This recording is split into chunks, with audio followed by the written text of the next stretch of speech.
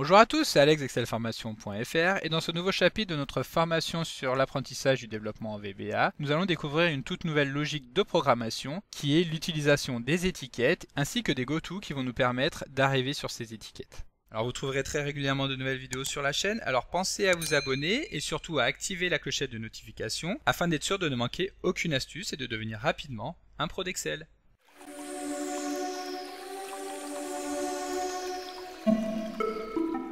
Comme d'habitude, le support de secours est disponible dans le lien que vous trouverez dans la description de la vidéo et je vous invite fortement à le télécharger afin de pouvoir réaliser les opérations en même temps que moi, ce qui permettra de mieux comprendre ce que nous allons voir dans le cadre de cette vidéo. Alors au cours des différents chapitres précédents de la formation sur l'apprentissage du développement au sein de VBA, nous avons découvert un certain nombre de concepts qui permettent de mettre en place ce que nous appelons une programmation structurée. En effet, nous avons par exemple vu que chaque portion de code est saisie au sein de procédures ou de fonctions, qui peut être appelé à tout moment, une ou plusieurs fois. Ensuite, les tests if ou même les tests case permettent d'orienter les décisions prises par le programme. Et enfin, les morceaux de code peuvent être répétés à volonté grâce aux différentes boucles que nous avons eu l'occasion de découvrir, qu'il s'agisse des boucles for each, do, while, until, les boucles récursives, etc.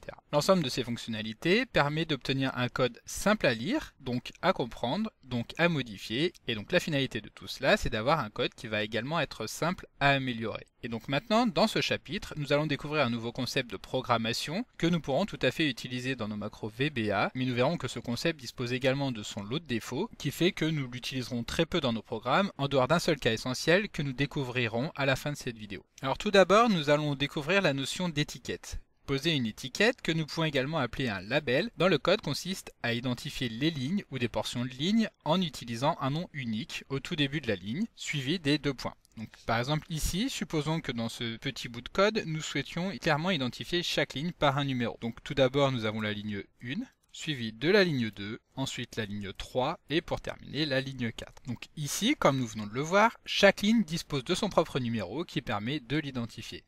Mais nous pourrions également donner un nom à ces lignes. Donc ici, étant donné que nous déclarons nos variables, nous pouvons par exemple appeler déclaration variable. Ensuite, nous affectons une valeur. Donc nous pourrions par exemple appeler cette ligne affectation valeur. Dans la troisième ligne, nous modifions la valeur.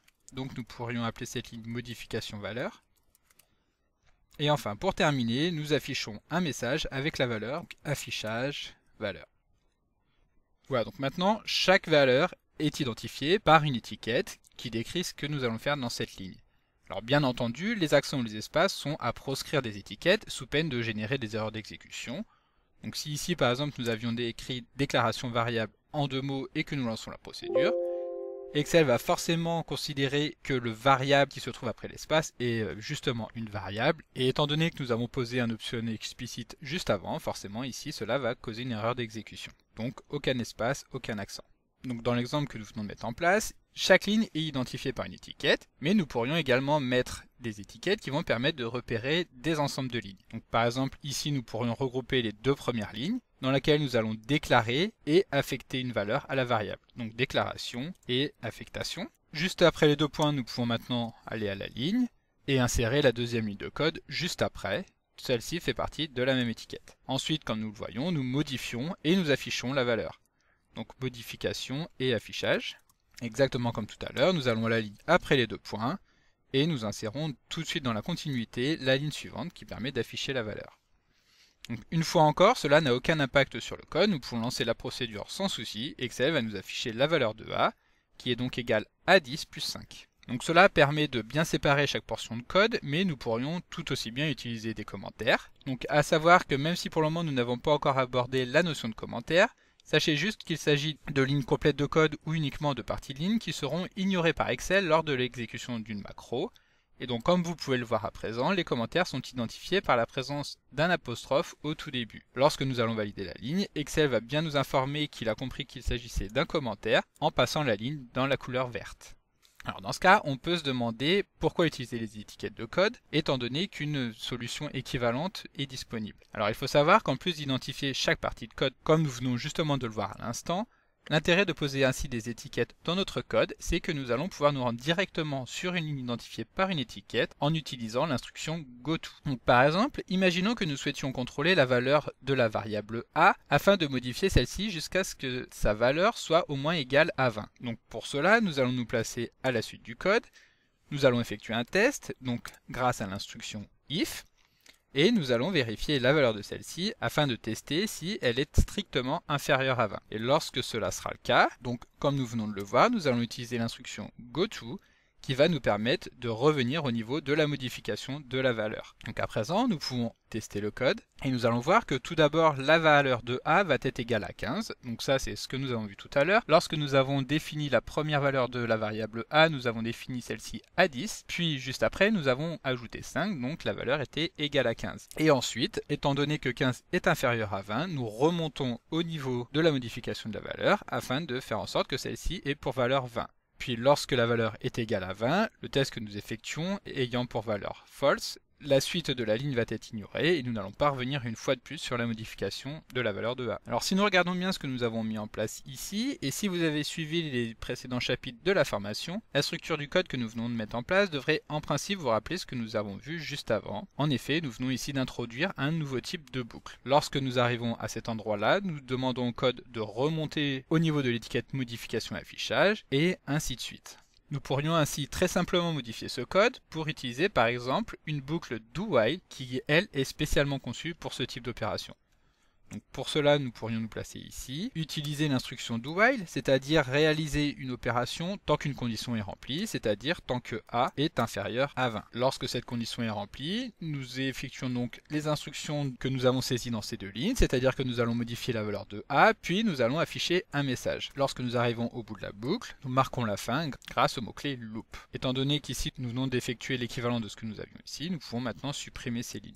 De cette manière, si nous lançons le code à partir de maintenant, le résultat va être exactement le même. Nous allons tout d'abord avoir un message qui va nous donner la valeur de 15, puis de 20, puis nous allons quitter la procédure. Alors la modification que nous venons de mettre en place permettra à n'importe qui aurait un petit peu de connaissances en développement de clairement identifier du premier coup d'œil l'objectif de la boucle while, alors qu'il serait nécessaire de remonter à chaque fois au niveau de l'étiquette pour comprendre l'objectif dans l'exemple que nous avions vu juste avant. Alors bien sûr, ici l'intérêt n'est pas flagrant car le code est volontairement très simple. Mais imaginez fonctionner de la manière que nous avions juste avant, c'est-à-dire avec un goTo qui permet de revenir au niveau d'une étiquette sur une procédure qui serait constituée de plusieurs centaines, voire même plusieurs milliers de lignes. La compréhension en serait alors réduite à un véritable jeu d'enquête. Et sachez que d'une manière générale, en dehors du cas que nous allons voir juste après, il sera toujours possible d'effectuer les opérations que nous pourrions lancer avec un goTo en utilisant des instructions qui seront spécifiquement prévues pour, et il sera toujours préférable d'utiliser celle-ci. Alors comme nous venons de le voir, il existe malgré tout un cas dans lequel l'instruction goTo va s'avérer être indispensable. Il va s'agir de prendre en main les erreurs d'exécution que nous pourrons avoir dans le cadre de l'exécution de notre programme. En effet, imaginons que dans notre exemple, le nombre de départs que nous avons ici, c'est-à-dire 10, ne soit plus saisi directement au niveau du code, mais que ce soit à l'utilisateur de venir le renseigner, donc en utilisant l'affichage d'une input box que nous avons déjà utilisé et que nous commençons donc maintenant à connaître. Donc tout d'abord, nous allons retirer les étiquettes qui sont maintenant devenues inutiles et nous allons modifier l'affectation à la variable a en utilisant ce que nous venons de voir, c'est-à-dire un input box, dans lequel nous allons afficher un message à l'utilisateur pour lui demander de saisir un nombre. Si nous lançons la procédure, alors l'utilisateur va pouvoir saisir n'importe quel nombre, donc par exemple 7. Ensuite Excel va ajouter 5, c'est-à-dire que le 7 va se transformer en 12, puis en 17 et enfin en 22. Cela étant fait, Excel va quitter la boucle et va donc quitter la procédure. Maintenant, imaginons que l'utilisateur ne joue pas le jeu et plutôt que de saisir un nombre, saisisse une chaîne de caractères. Alors immanquablement, lorsqu'Excel va tenter d'affecter la valeur saisie par l'utilisateur, c'est-à-dire ici la chaîne coucou, à la variable a, qui pour rappel était typée juste au-dessus en tant que integer, c'est-à-dire que celle-ci ne peut avoir pour valeur qu'un nombre entier, alors nous serons forcément confrontés à une erreur d'exécution, dont la nature est très explicite, incompatibilité de type, il est impossible de saisir une chaîne de caractères dans une variable de type integer. Alors pour éviter une interruption de la macro, nous pourrions plutôt tenter d'intercepter cette erreur, afin d'informer l'utilisateur de son erreur, et ainsi l'inviter à saisir un nouveau nombre. Et donc pour cela, nous allons effectuer les opérations suivantes. Donc tout d'abord, nous allons insérer une nouvelle étiquette, juste avant la saisie de la valeur, que nous allons appeler saisie valeur. Ensuite, nous allons intercepter cette erreur éventuelle avec l'instruction onError qui permet de capter l'erreur qu'il pourrait y avoir afin d'effectuer une action. Et donc cette action va être de rediriger le code vers l'étiquette erreur saisie que nous allons créer juste après. Pour cela, juste après le onError, nous allons utiliser un goTo, puis saisir le nom de l'étiquette, donc qui pour le moment n'existe pas, mais que nous allons créer juste après, et qui va s'appeler erreur saisie.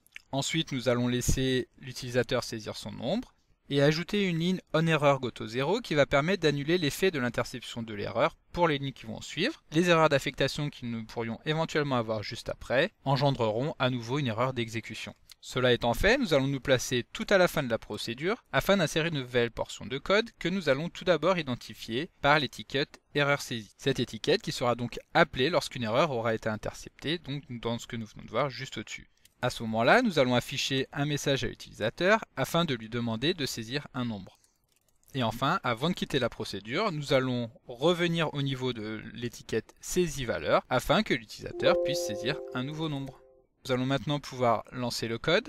Comme tout à l'heure, Excel va maintenant nous présenter une fenêtre dans laquelle nous allons pouvoir saisir un nombre. Et si nous tapons par exemple une chaîne de caractères, alors à ce moment-là, Excel, plutôt que de nous afficher une erreur d'exécution directement dans l'éditeur de code, va maintenant nous demander de saisir un autre nombre directement grâce à un MSGBox. Puis, va nous présenter à nouveau l'invite qui va nous inviter à venir saisir un nombre. Ensuite, si à ce moment-là nous décidons de saisir un nombre, alors Excel va lancer la boucle et incrémenter la valeur de A. Mais lorsque nous allons arriver à la fin de celle-ci, le message qui nous invite à saisir un nombre va encore nous être présenté.